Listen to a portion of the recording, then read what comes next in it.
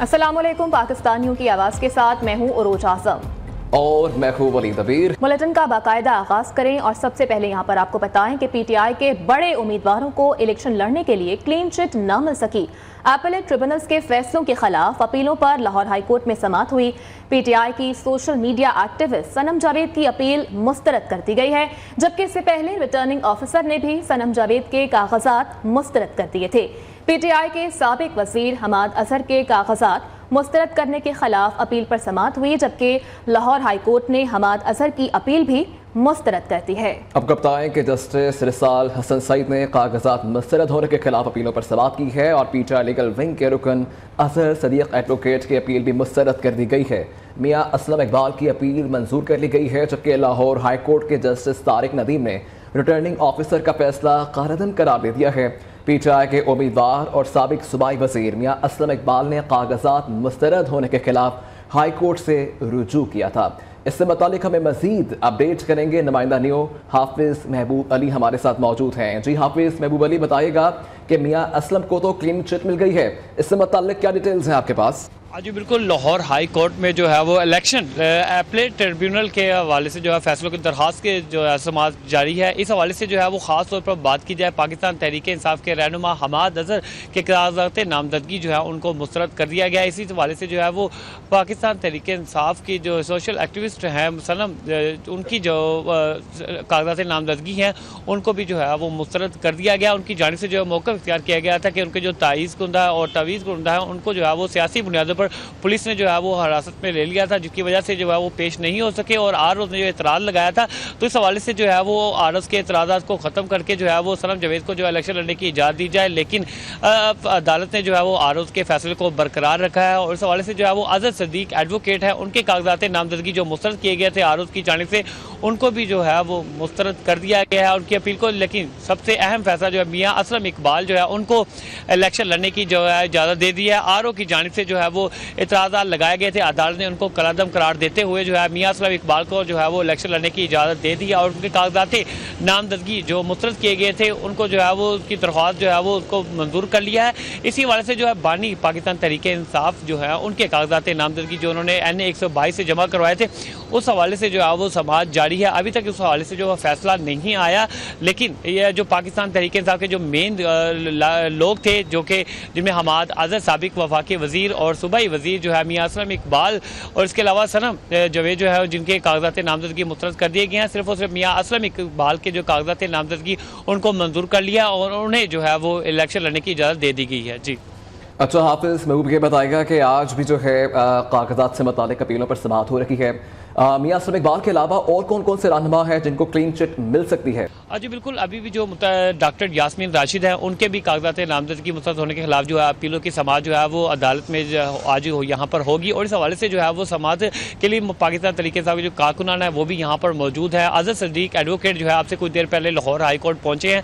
इसके अलावा जो दीगर कानूनी टीमें हैं वो भी यहाँ पर पहुँच चुकी हैं और जो समाअत है कि उनके जो जितने भी लोग थे जिनकी कागजात मुस्तरद हुए थे वो आज यहाँ पर लाहौर हाई कोर्ट में उनकी अपीलों की समाअत है, इसलिए 5 रुकनी लार्जर बेंच जो है वो तश्कील दिया गया था। तो इस हवाले से अभी तक समाअत जारी है। जैसे जैसे समाअत के हवाले से जो है वो इतला आती है कि इनकी अपील मुस्तरद हुई है या मंजूर, तो उस हवाले से जो है अपने नाज़रीन को आगाह किया जाएगा। अभी तक जिन अपीलों के फैसले आ चुके हैं उनमें जो है वो साबिक वजीर हमाद अजहर, उसके अलावा सनम जावेद और मियां असलम इकबाल है जिनके आ चुके हैं, जबकि इसके अलावा डॉक्टर यास्मीन राशिद और दीगर अहम रहनुमा है जिनकी अभी समाअतें जो है वो अदालत में जारी हैं। जी अच्छा, ये कहिएगा कि जिनके कागजात नामजदगी मुस्तरद कर दिए गए हैं उनके जानिब से कोई मौक़िफ़ सामने आ सका है अभी तक? जी, उनके वकला जो है वो अभी लाहौर हाई कोर्ट में मौजूद है। आपसे कुछ देर बाद जो है वो यहाँ पर मीडिया से गुफ्तगू करेंगे और आइंदा का लाएअमल बताएंगे, क्या उन्होंने सुप्रीम कोर्ट जाना है या इस हवाले से जो है कोई और लाएअमल अपनाएगा। आपसे कुछ देर बाद जो है उनके जो रहनुमा है और जो लीगल टीम है उनकी वो लाहौर हाई कोर्ट के बाहर जो है वो मीडिया से गुफ्तगू करेंगे और उसमें अपने का आइंदा का जो लाएअमल है उस हवाले से जो है वो आगाह किया जाएगा। जी अच्छा हाफिज महबूब अली, यास्मीन राशिद के हवाले से तो आपने हमें बता दिया है, मियां इबाद फारूक के हवाले से भी अपडेट कीजिएगा, उनके केस का क्या बना? जी बिल्कुल, इसे जैसा कि आपको बताया कि लाहौर हाई कोर्ट में मुख्तलिफ केसेस की जो है वो समाअत जारी है। आज जो अपीलें दायर की गई थी उस हवाले से उनकी भी समाअत जारी है, तो उनके वकला भी जो है यहाँ पर मौजूद हैं। तो उस हवाले से जो है वो जो समाअत है उसका सिलसिला वो जो है जारी है। जैसे ही कोई फैसला आता है तो हम सबसे पहले अपने नाज़रीन को जो है आगाह किया जाएगा। लेकिन अब जैसा नज़र आ रहा है जैसे आरोप कागज मुस्तरद किए गए हैं, तो इस हवाले से जो है वो फैसला जो है वो अदालत करेगी।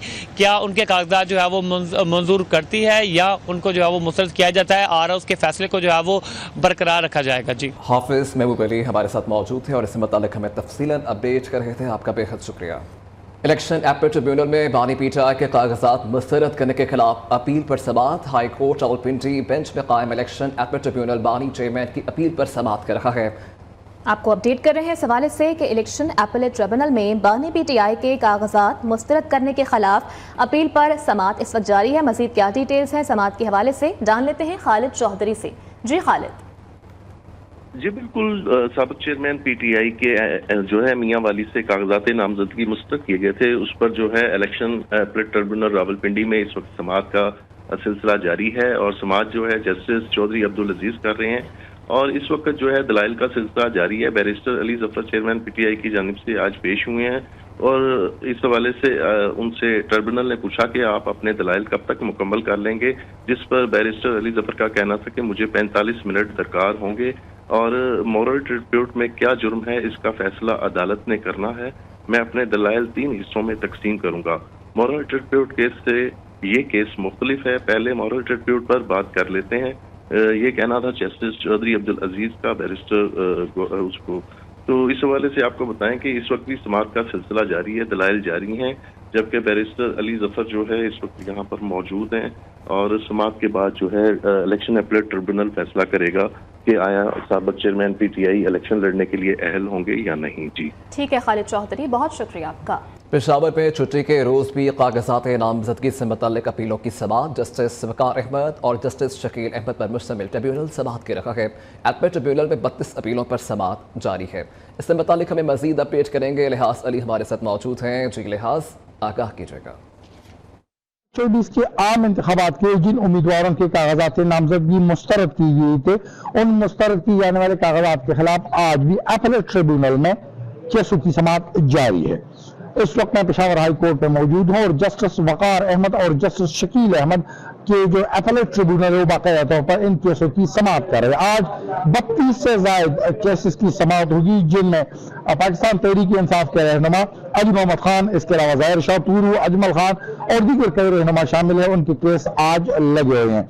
इसके अलावा सेनेटर औरंगजेब जो आज़ाद उम्मीदवार के हैसियत से औरंगजेब से इंतखाबात में हिस्सा ले रहे हैं, वो भी उनकी कागजात नामजदगी पर भी एतराज़ात आयद की गई थी। गुज़िश्ता रोज़ 33 कागजात नामजदगी को बाकायदा तौर पर मंजूर किया गया था, जिसमें से असद कैसर, इसके अलावा शाहराम तरक़ी, आतिफ खान और जो पाकिस्तान तहरीक इंसाफ के दीगर उम्मीदवार शामिल है, वो उनके कागजात नामजदगी दुरुस्त करार देते इन्हें इंतखाबात में हिस्सा लेने की इजाज़त दी गई है।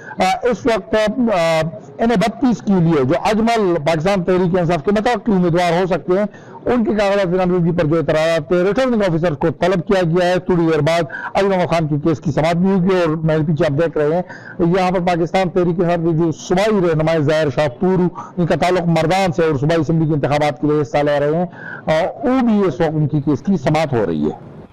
उधर सुप्रीम कोर्ट में पीटीआई को लेवल प्लेइंग फील्ड न मिलने पर तौहीन अदालत का ये केस है। इलेक्शन कमीशन ने जवाब सुप्रीम कोर्ट में जमा करा दिया है। इलेक्शन कमीशन ने पीटीआई के लेवल प्लेइंग फील्ड न फराहम करने के इल्जामात मुस्तरद कर दिए, जबकि इलेक्शन कमीशन ने पीटीआई की दरख्वास्त को जुर्माने के साथ मुस्तरद करने की इस्तदा भी कर दी। आपको अपडेट कर रहे हैं कि सुप्रीम कोर्ट में पीटीआई को लेवल प्लेइंग फील्ड न मिलने पर तौहीन अदालत केस की समाअत हुई है। इलेक्शन कमीशन ने जवाब सुप्रीम कोर्ट में जमा करा दिया है, जबकि इलेक्शन कमीशन ने पीटीआई के लेवल प्लेइंग फील्ड न फराहम करने के इल्जामात मुस्तरद कर दिए हैं। मखसूस सियासी जमात की रियासत मुखालिफ शर्तपसंदी एक बार फिर बेनकाब हो गई। 9 मई को नकाब पोश तहरीबकार ने मुतादिद गाड़ियों की तोड़ फोड़ की। सियासी जमात से जुड़े अकाउंट्स ने झूठा इल्ज़ाम रियासती अदालों पर आयद किया। वीडियो शवाहिद से साबित हुआ कि गाड़ियों की तोड़ फोड़ में मुलव्विस शख्स किसी अदारे का नहीं बल्कि खुसूसी जमात का शर्तपसंद है। इससे मुतालिक हमें मज़ीद अपडेट करेंगे जावेद बलोच हमारे साथ मौजूद हैं। जी जावेद साहब, बताएगा कि मखसूस सियासी जमात की रियासत मुखालिफ शर्तपसंदी एक बार फिर बेनकाब हो गई है, इससे मुतालिक आप क्या कहेंगे? देखें, 9:30 की जो वीडियोस सामने आ रही हैं और मजीद शवाहिद जो है वो सामने आ रहे हैं, उससे ये ठोस ऐसी चीज़ें हैं कि जिसे जुटाया नहीं जा सकता। इसी शब्द को देख लें जिसकी वीडियो अभी मंजर-ए-आम पर आई है कि ये शब्द जिसका तल्लुक एक सियासी जमात से है और उसने नकाब पहनकर अपने आप की शनाख्त जो है वो छुपा कर जो है वो हमले किए हैं और जलाओ घराव किया है। और जो है वो पुलिस से उनकी लाठियां छीनकर उन्हीं पर जो है वो हमले कर रहा था। तो ऐसे कई ऐसे शख्स हैं जो मुल्क के मुख्तलिफ हिस्सों में जिन्होंने जलाओ घराव किया, लाहौर में, रावलपिंडी में, मुल्तान में, पेशावर में और दीगर कई इलाकों में मियांवाली एयरबेस पर जिन्होंने हमले किए, उनके भी ऐसे ही नकाबपोश उसमें शामिल थे जिन्होंने अपना जो है वो चेहरा ढांप रखा था और वो रियासती इदारों पर, रियासती इमलाक पर जो है वो हमले कर रहे थे। तो ये वो चीज़ें हैं जो खुद इन शर्पसंदों ने जलाओ घराव करके उस वक्त अपने सोशल मीडिया ग्रुप्स में, व्हाट्सएप ग्रुप्स में और दीगर जो है वो अपलोड करते रहे। और यही जो है वो चीज़ें सामने आ रही हैं कि किस तरह इन लोगों ने जलाओ घराव किया और किस तरह जो है इसमें मुलव्वस थे और अपने चेहरे ढांप कर जो है वो रियासती इमलाक को नुकसान पहुँचा रहे थे। उधर केपी के जिला कुरम में कोच और कार पर फायरिंग का वाकया सामने आया है, जिसमें 4 अफराद जाम बहक और 3 जख्मी हो गए हैं। पुलिस के मुताबिक जख्मियों को तहसील हेडक्वार्टर अस्पताल सद्दा मुंतकिल कर दिया गया, जबकि फायरिंग का निशाना बनने वाली दोनों गाड़ियां पाराचनार से पेशावर जा रही थीं। डीपीओ कुरम का कहना है कि फायरिंग से एक गाड़ी का ड्राइवर, 2 सिक्योरिटी एहलकार और एक खातून जाम बहक हुए हैं, जबकि हमला आवरों की गिरफ्तारी की कोशिश जारी है और इलाके में सिक्योरिटी भी बढ़ा दी गई है। भारतीय बहरिया का कजाकों से जहाज छुड़ाने का झूठा दावा भी नकाब हो गया। मोदी सरकार की दुनिया की आंखों में धूल झोंकने की कोशिश नाकाम हो गई। भारतीय बहरिया ने 5 जनवरी को सोमालिया के साहिल के करीब फंसे तजारती जहाज को बहरी कजाकों से छुड़ाने का झूठा ड्रामा रचाया। इस्लामाबाद से रिपोर्ट करेंगे जावेद बलोच। आपको बताएं, इससे मतलब कि अहम खबर है और भारतीय बहरिया कजाकों से जहाज छुड़ाने का झूठा दावा जो है वो बेनकाब हो गया है एक बार फिर, और मोदी सरकार की दुनिया की आंखों में धूल झोंकने की कोशिश को नाकाम बना दिया गया। भारतीय बहरिया ने 5 जनवरी को सोमालिया के साहिल के करीब फंसे तजारती जहाज को बहरी कजाकों से छुड़ाने का झूठा ड्रामा रचाया। उधर पाक बहरिया ने अपने जंगी जहाज बहिरा अर्क में तैनात कर दी हैं। बहरी जंगी जहाज़ों की तजारती गुजरगाहों की फ़ज़ाई निगरानी भी जारी है। तर्जमान पाक बहरिया के मुताबिक पेट्रोलिंग का मकसद पाकिस्तान और बैनुल-अक़वामी तजारती बहरी जहाज़ों की हिफाजत को यकीनी बनाना है, जबकि पाक बहरिया खत्ते में बहरी अमन और अमान बरकरार रखने के हवाले से अपनी कौमी जिम्मेदारी से बखूबी आगाह है। ब्रेक के बाद यहाँ पर आपको अपडेट करें, मौलाना फजलुर रहमान आज अफगानिस्तान का दौरा करेंगे। JUI के अमीर पाक अफगान ताल्लुकात बेहतर बनाने पर तालिबान हुकूमत से बातचीत करेंगे, जबकि अफगान अबूरी हुकूमत के सामने कलअदम TTP का मामला भी उठाएंगे। आपको बताएं, इससे मतलब कि अहम खबर सामने आई है। मौलाना फजलुर रहमान आज अफगानिस्तान का दौरा करेंगे। JUI के अमीर पाक अफगान ताल्लुकात बेहतर बनाने पर तालिबान हुकूमत से बातचीत भी करेंगे। अफगान अबूरी हुकूमत के सामने कलअदम TTP का मामला भी उठाएंगे।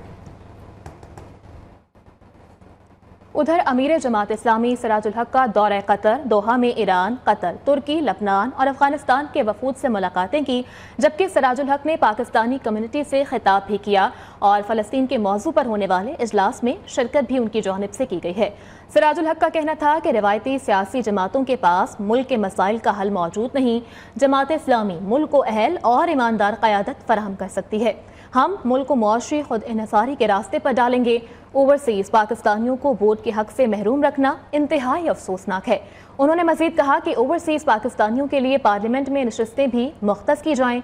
जमात इस्लामी किसी गैर दस्तूरी इक़दाम को कबूल नहीं करेगी। इंतखाबात का इनेकाद इलेक्शन कमीशन के ऐलान करदा शेड्यूल के मुताबिक ही होना चाहिए। आवाम के लिए हर चीज़ महंगी, कोई शय सस्ती न रही। तमाम ज़रूरी अशिया की खरीदारी आवाम के लिए मुश्किल हो गई। सब्जियां, दालें, चिकन आवाम के लिए सब महंगा हो गया।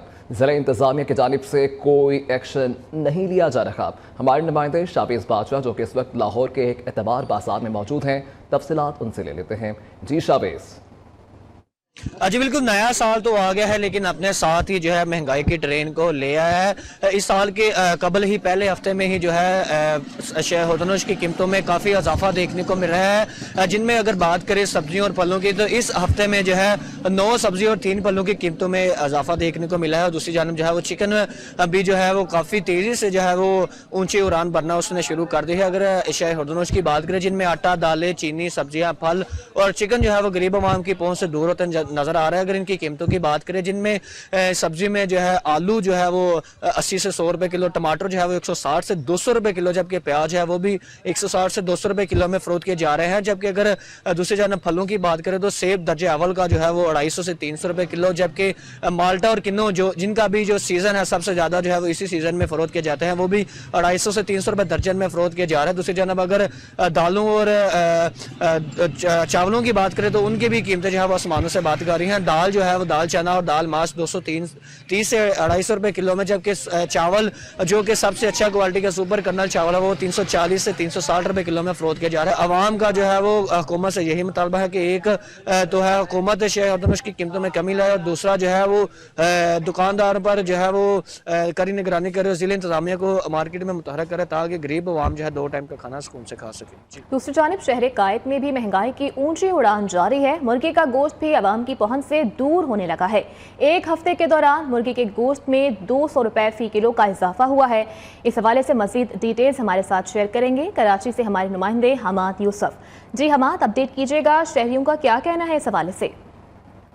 जी दिन ब दिन बढ़ती महंगाई ने मुर्गी के गोश्त को भी पर लगा दिए। मुर्गी की कीमतें इस वक्त 700 रुपये से भी तजावुज़ कर गई हैं। गुज़िश्ता रोज़ जो मुर्गी की गोश्त की कीमतें थीं वो 680 रुपये किलो में फ़रोख्त किया जा रहा था, जबकि आज इतवार के रोज़ मुर्गी का जो गोश्त है वो कराची के बाज़ारों में 700 और 720 रुपये किलो में फ़रोख्त किया जा रहा है। दुकानदार से जब हमारी बात हुई तो दुकानदार को यही कहना था कि पीछे से जो हमें गोश्त मिल रहा है, जो मुर्गी मिल रही है वो हमें जो है महंगी मिल रही है, जिसकी वजह से हमें महंगा गोश्त जो है वो बेचना पड़ रहा है। जबकि खरीदारों का यही शिकवा था कि कमिश्नर कराची की जानिब से कोई नोटिस नहीं लिया जा रहा। पिछले हफ्ते की बात है कि पिछले हफ्ते यही गोश्त इन्हीं बाज़ारों में 520 रुपए किलो के अंदर फरोख्त किया जा रहा था, जबकि एक हफ्ते के दौरान कीमतों में इतना इजाफा हुआ है जबकि 680 से 700 रुपए किलो जो है वो मुर्गी का गोश्त फरोख्त किया जा रहा है। तो शहरियों की मेयर कराची और कमिश्नर कराची से यही अपील है कि जो इनकी कीमतें हैं, अशिया खुर्दरोशी कीमतें हैं, इन पर काबू पाया जाए और प्राइस लिस्ट पर जो है वो अमल दरामद करवाया जाए ताकि दुकानदारों को भी कम कीमत में जो है वो चीज़ें मैसर हों ताकि वो आगे भी वो कम कीमत में बेच सकें। जी पेशावर में सर्दी बढ़ते ही बिजली और गैस गायब हो गई है। शहरी इलाकों में 8 से 10 घंटे, जबकि मसाफात में 18 तक बिजली की बंदिश से शहरी बिलबिला उठे हैं।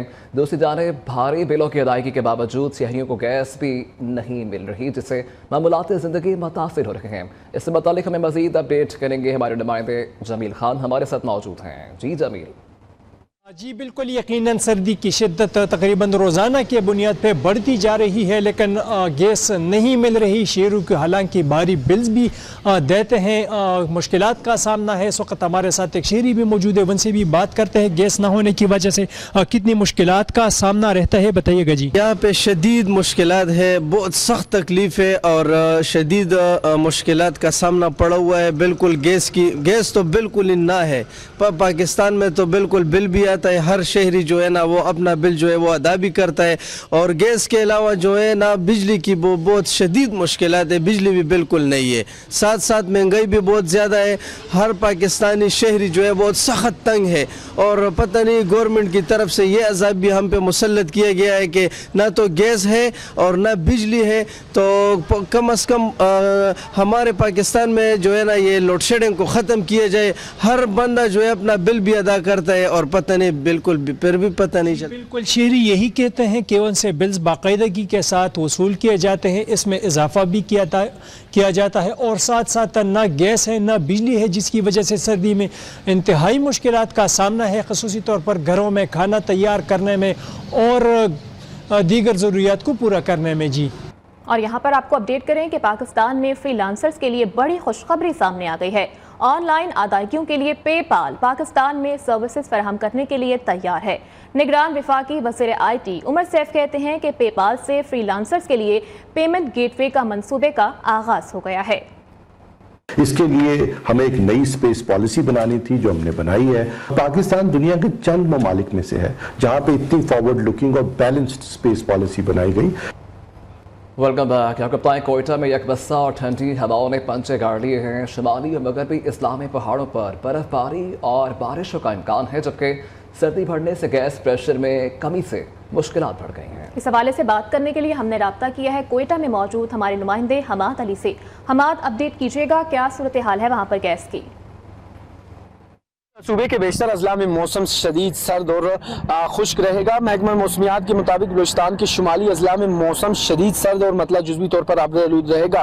ताहम महकमा मौसमियात के मुताबिक बलूचिस्तान के शुमाली और मगरबी अजला कोयटा, चमन, ज़ियारत, किला अब्दुल्ला, किला सैफुल्ला, कान में तजी, तोबा, चकजई, पशीन और गवादर, तुरबत, चागी, अगर इनकी बात करें तो यहाँ पर जो है पहाड़ों में बर्फबारी और बारिश का इम्कान मुतवक्के है। कोयटा में इस वक्त कम से कम दर्जा हरारत -1 सेंटीग्रेड रिकॉर्ड किया गया है। इसी के साथ अगर बात करें कल्लात में कम से कम -1 दर्जा हरारत सेंटीग्रेड रिकॉर्ड किया गया है। कोयटा में सर्दी की शिद्दत के साथ ही गैस प्रेशर में कमी का शहरियों को सामना करना पड़ रहा है। शहरियों ने हुकूमत से मुतालबा किया है कि गैस प्रेशर में कमी का नोटिस लिया जाए और गैस प्रेशर को वापस बहाल किया जाए, ताकि हमारे जो गैस प्रेशर में कमी से मुश्किलात का सामना करना पड़ रहा है वो ना करना पड़े। इसी के साथ अगर बात करें तो बारिश के साथ ही कोयटा में बिजली की लोड शेडिंग में भी इजाफा हो गया है। शहरियों को शदीद मुश्किलात का सामना है। शहरियों ने हुकूमत से बिजली की लोड शेडिंग के बारे में भी मुतालबा किया है कि बिजली की लोड शेडिंग में कमी लाई जाए। जी, कराची की निहारी दुनिया भर में मकबूल हो गई है। जाहिद निहारी कराची ने दुनिया के 100 मशहूर तरीन रेस्टोरेंट्स में अपनी जगह बना ली है। कराची की सौगात को लोग बैरून मुल्क भी लेकर जाते हैं। रेस्टोरेंट के मालिक का कहना है कि हमने कभी मयार और जायके पे समझौता नहीं किया। इससे मतलब हमें मजीद बता रही हैं नुमाइंदा न्यू समिया खुर्शीद। इस वक्त उस रेस्टोरेंट में मौजूद हूँ जो कि दुनिया के 100 मकबूल तरीन रेस्टोरेंट में शामिल हो गया है और ये खुशखबरी है पाकिस्तान के लिए, कराची के लिए 2024 जो है खुशखबरी लेकर आया है। और मैं आपको बताऊं कि यहाँ पे इंतहाई रश है, लाइनें लगी हुई हैं, गरम गरम रोटी के साथ खाई जा रही है कराची की पहचान निहारी।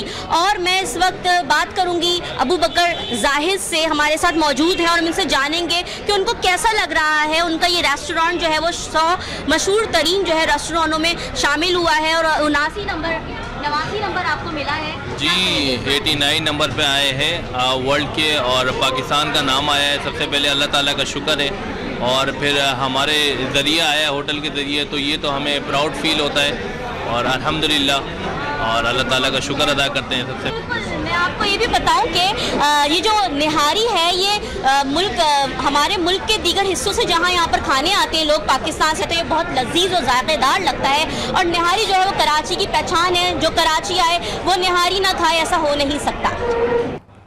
और मासूम शहरियों पर हमले करने वाले दहशतगर्द किसी भी रियायत के मुस्तहिक नहीं हैं।